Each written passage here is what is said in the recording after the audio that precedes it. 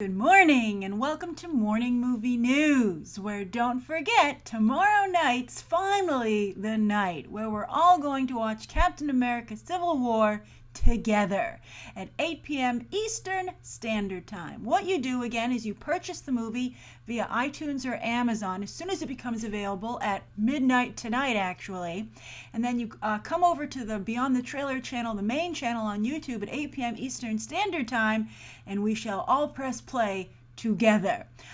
So basically what you're getting is my live commentary of the film.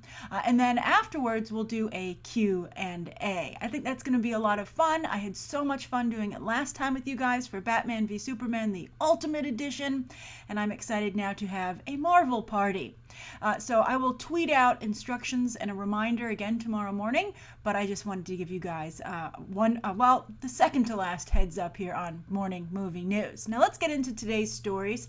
The movie news cycle is winding down as we approach Labor Day weekend. However, I was able to cobble together an episode, and of course, I also have a viewer question. Now, the first story of the day is about Ryan Reynolds and the recent revelation that not only did he leak the Deadpool footage to get to kind of force Fox's hand to make the movie, but he paid the writers to be on set every day of filming to make sure that they could, finesse the script as necessary. Because sometimes when you're making a movie, changes take place during filming. But if the writers aren't there, there's nobody kind of looking out for the overall continuity of the whole thing, right? Or at least, being an advocate for the script. So I think that's wonderful. It not only illustrates that sometimes with people's careers, the only way they can move forward is if they're willing to take action themselves and also to take risk. Fox could have gotten angry with Ryan Reynolds for leaking that Deadpool footage. It could have not been popular. And then with paying the writers, he might have never seen that money come back. But obviously he did, and he has potentially a second lease on his career. But we'll see how Ryan Reynolds movies do outside of the Deadpool brand. We haven't really had a solid test yet of his box office ability as an actor outside of Deadpool. We'll see. But I'm very impressed with his willingness to put on his producer hat and to recognize also the importance of the script. And it's disheartening that Fox didn't realize the importance of having the writers on set. I think that it takes up a lot of a writer's time to be on set for every single day of shooting. That's why they have to get paid, because they can't work on another project really, truly during that time. Because it takes, sometimes like 3 months to film something. But obviously the results are hard to argue with. Sometimes it doesn't work out so well. For instance, they have like the Red writers on set. I interviewed them for Red 2, and they're on set every day. And I don't really know if the Red movies need that kind of expense, right? Nobody walks out of Red being like, wow, that thing was so well written. Deadpool's not Deadpool's, I think one of the biggest arguments people had about it was its script, that it was a little cliche, but still I think that it was lean and mean, and I think it made sense. So, who knows what it would have been like if the writers hadn't been there. So that's the first story of the day, and I'm curious, what do you think? Do you think it's necessary for writers to be on set? What do you think of Ryan Reynolds putting up his own money to do so? And I guess it's good that Fox was like, sure, if you want to pay him to be there, that's fine. They could have maybe said, no, don't make us look bad. But it makes me have a little bit more respect for Ryan Reynolds that he was willing to do that. And also that he had the money to pay them. I'm impressed. Maybe he needed some of Blake Lively's Gossip Girl money. Now, the second story of the day is that Lucasfilm has unveiled a new droid for Rogue One, and it is apparently an evil version of R2-D2 called C2-B5. It's an Imperial droid, and the only thing that they've revealed about it is that Imperial droids, including this one, undergo frequent memory wipes, unlike Rebel droids, which, the Rebel Army wouldn't do that. I think that's pretty clever, actually. I never thought of the idea of frequent memory wipes. Obviously, from the Empire's point of view, a droid doesn't need to remember, and it's a security concern. But what the ramifications for that for the AI of droids, I think is pretty interesting, actually, right? So I like that, and I'm sure K2SO will have something to say about that, of his droid oppressors. I'm very excited for K2SO, but this news of the evil R2-D2, I was typing out my notes for this, and I saw some stories saying, oh well, C2-B5 have a similar relationship to K2SO as R2-D2 did to C3PO. And I was like, K2SO looks a lot like C3PO. Like, it's the same, just like the R2-D2 C2 breakdown. And I kind of like, that made me lose a little bit of enthusiasm, because one of my biggest complaints about The Force Awakens is that it was so derivative of Episode 4, of Star Wars, A New Hope. And I would hate, Rogue One, one of the things that I think looks the best about Rogue One is its originality. So I would hate to see them imitate a droid relationship from the other movies. I think that, are all droids the same? What the hell, man? That's droidist. So I would like to see these robots or droids take on, their own paths. I would hate, I don't want to see Star Wars be a constant retread. I mean, one could argue that these are themes and you revisit them, it's organic, but I think there are other ways that we can figure that out, right? I mean, you already have the Rebels versus the Empire, but that's as repetitive as I personally would like to be. I'm excited about Rogue One to explore different aspects of the Star Wars universe, like Jedha and, Donnie Yen's character's faith in the Force, even though he's not able to access it himself. Those are things that are very exciting to me, and getting to know people who work in the Empire a little bit better than Finn. I thought Finn, they missed some opportunities there so far, but I'm interested in, for instance, in Riz Ahmed's character, who is a former Empire pilot. So that's all very exciting to me, so I do not want to see retreads. So I don't know. Also, I have to say, I know some people who are super big R2-D2 fans, like from, their whole lives. And I don't know how they'd react to an evil R2-D2. I think they'd be a little appalled. So it's a bold move by Lucasfilm. We'll see if it's worth it.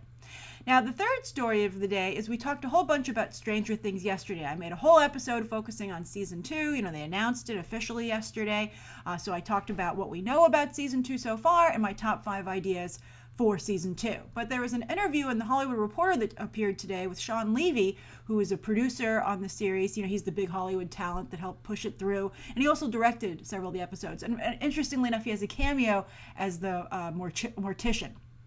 But anyway, he was doing an interview with The Hollywood Reporter, and he said that some famous people are interested in being in Season 2. That, names that you would recognize have reached out and said, I really like the show. Can I be a part of it? I have mixed feelings on casting name talent in Stranger Things. One of the great things about the show is that, it's discovering new talent. Like, for instance, David Harbour. I love having him in the show. And I just talked about yesterday about the joy of seeing a character actor graduate to leading role. I mean, that's really exciting. Let's not have some famous lead actors, take those opportunities for other potential, character actors who could also make the transition. But then, of course, I was reminded that Winona Ryder is a name in the show, and so is Matthew Modine.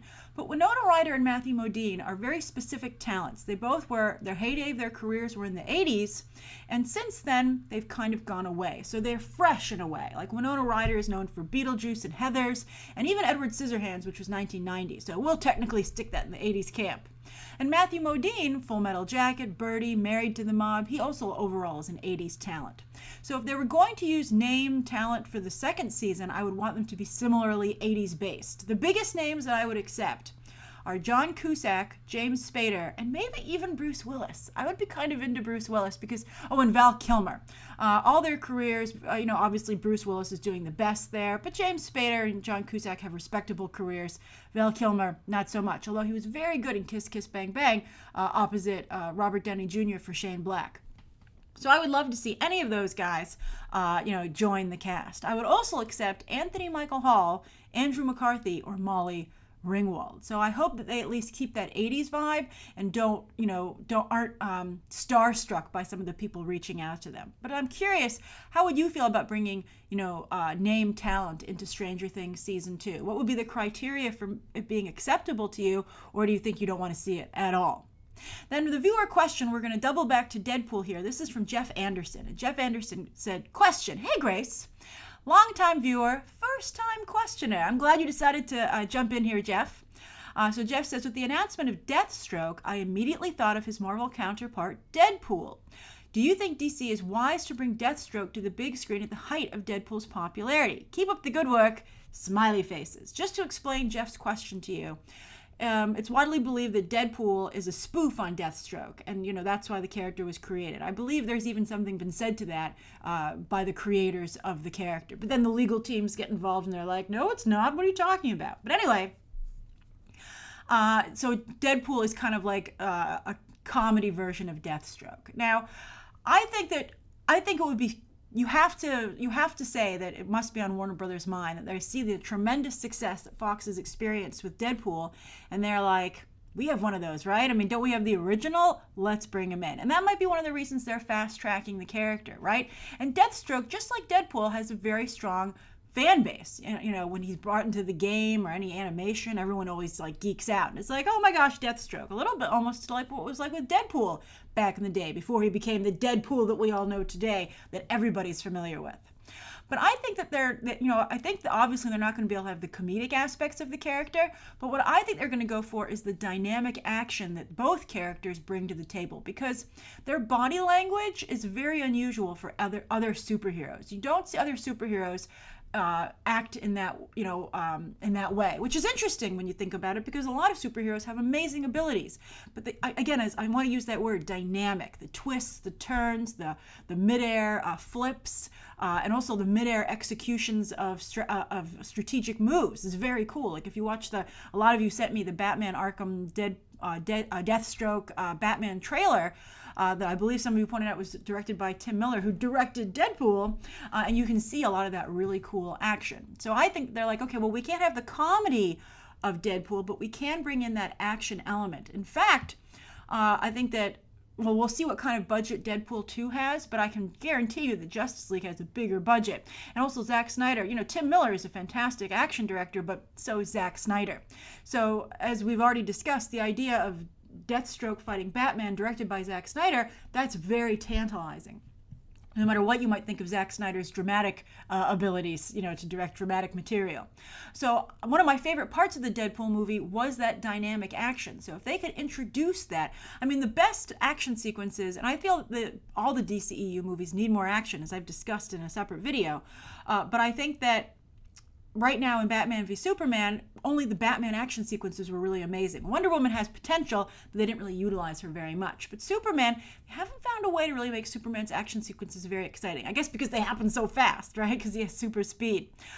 Even when in Man of Steel, he fought Feora was the one who really stood out there, not Superman. I guess because Superman's not a show-off, right? He's always reluctant to fight, and he wants to end the fight as fast as possible, which is not so good from an entertainment value perspective. So you have Batman, you have Wonder Woman, but Deathstroke really is, a marquee character when it comes to action sequences. And his sole purpose of joining the Justice League might be to deliver an action sequence, which, of course, as I said again, the DCEU desperately needs. So I think that's why they brought him in.